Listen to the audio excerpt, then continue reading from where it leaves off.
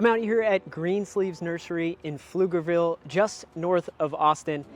And before we even head into the nursery, you've got to see these front garden beds. What looks like maybe just a simple entryway is actually a thriving Texas native plant demonstration garden built right on top of what used to be a parking lot. We're going to take a walk through with the owner of Greensleeves Nursery, William Glen, who designed these beds, to see how he built healthy soil, chose the right mix of interesting and compelling Texas natives, and created a living example of what's possible in Central Texas. So here we are at the entrance to Greensleeves Nursery, and what we did is we built these demonstration beds. We intentionally used a soil that had a low compost percentage. It has a lot of, loam, like true loam, which is a mixture of the different textures, and a little bit of compost in it. But what we tried to do was replicate a healthy prairie ecosystem, which is not going to be 40-50% compost. It's going to have a good amount of organic material in it. But what we try to do is show people that you don't have to have a real mess of a native garden. I mean, this little spot here is, some people might think it's messy. I think it's really cool, and it gets a lot of visitors throughout the day, our winged denizens.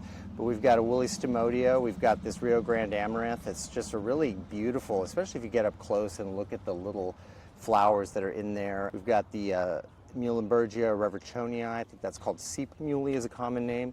Here's that beautiful Texas bluebell. The bluebells used to cover huge swaths of the Blackland Prairie. They're annuals, reseeding annuals, and the seeds are like pepper. If you ever want to grow them, you have to be careful about, moving the little pods around, because you're shaking the seeds all over the place without knowing it. But it germinates well, and it really ought to be out there more than it is. It used to cover huge areas of the Blackland Prairie. And over there we've got a Cenizo that my friend Pat McNeil, who unfortunately passed away last year, had at his growing facility, and we still don't know the variety, but it's been extremely robust and is paired with this Mexican buckeye, the woolly stomodias, these things that we don't irrigate. And so as a demonstration garden for pollinators and for just beauty and low maintenance, we thought that this would be a good approach when you're literally approaching the shop, to show people that, if you want color, if you want evergreen, if you want textures, if you want butterflies, you're going to see it as you're walking into our shop. And most, if not all, of these things are always going to be available. They might be out momentarily when they're blooming, they're more popular, but that's sort of our mission, and that's what the whole goal of opening Greensleeves was. If you just pan that way, you can see what was here before. This fence that's over here to your right extended all the way over here, and it was just hardpack. The previous owners used it as a receiving area, and we still do, but we just had a big open area that we changed the layout a little bit, and it was really important to me to show people that we are native plant specialists, and though you can still get your traditional non-native stuff here that's seasonal or adapted non-invasive, we want to highlight those things. And so we just, rather than trying to dig out a bunch of road base and years of compaction, we just made these shapes right there on top of the parking lot, and did our best to try to get good stock in there. And what I'm really excited about is all the seeds that are in there. So we probably are about done putting in actual transplants, but over the next years, this thing is going to be just bursting. I mean, really, really full. It might be a problem. We might have to edit down the line, delete some plants, but that's the goal, is to show kind of this low maintenance thing that was literally built on a parking lot. So in here, I think this is an underused grass. This here is a pine muhly, Muhlenbergia dubia. And again, it sort of creates a little perch for other things to get going. This is a western ironweed, snake herb. There's that datura we were talking about a little while ago. Fall aster about to start, Indian grass here. Our friend Joey from Crime Pays gave me this really cool Liatris seed, and we're hoping to get a good crop. It's looking great now. This is Liatris carizana. And it was stunning, and I literally planted that in the pocket of a flagstone that was like a can't remember what they call these kinds of rocks. There's a specific name for them, but it doesn't have a lot of soil under there, these rocks, and it doesn't really get much irrigation, and man, it was really popped off this fall. Here we've got a Anacacho orchid that, again, Donald Gerber gave us, and it blooms pink. It's the, in nature you actually find more pink than the white that we're kind of accustomed to. We obviously have the salvia farinaceae. I'm a big fan of that. This is a woolly croton. We cut back some of the things in August so that they could start, but this plant will get 5 feet tall. This is salvia azurea. Right now it's just starting to kind of recover from a hard cut, really intense summer, but a super gorgeous, tall, like if you like the salvias, maybe mealy blue sage, some of those kind of blue, lots of bees and stuff. This one's a little bit more mannerly. It's more straight up, big blue blooms with a little bit of like an iciness about them. Really, really cool. We've got a lot of penstemon in there. That there is called the hill country penstemon.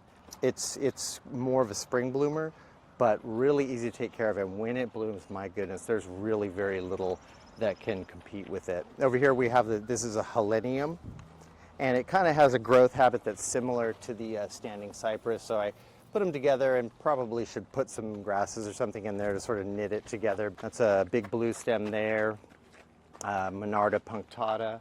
Over here we've got the rosy palafox, another of the Anacacho orchid. This is a snapdragon vine that cascades beautifully. It can climb too, but it only climbs to maybe 6-8 feet, but has that real classic snapdragon look. It's a gorgeous little vine. I love it. And I can't wait when our Clematis texensis and our white honeysuckle, the native white honeysuckle, get up behind that sign. Then it's really going to be good. This here is called rattlesnake master. Got a couple of theras in there. The white mistflower that can handle a ton of shade. We've got it right out here in the sun, and it's about to really pop off. This is Salvia darcii. That's a northern Mexico native. I think we might have gotten that from Michael Eason, but when the hummingbirds are around, they favor that plant. It's really a stunner. You can see kind of our little collection here, and some of it's looking a little bit bedraggled, but it's going to be just fine. This here is a little miniature Indigophora miniata. You can see one bloom on it, but in the early summer, this thing is just really over the top, just cover. If you like woolly stomodia, if you like a Greg's dahlia, awesome alternative that has a similar look. We try real hard to collect those and display them, and hopefully have a seed source so that we can continue to provide them to our customers. We're really proud of that.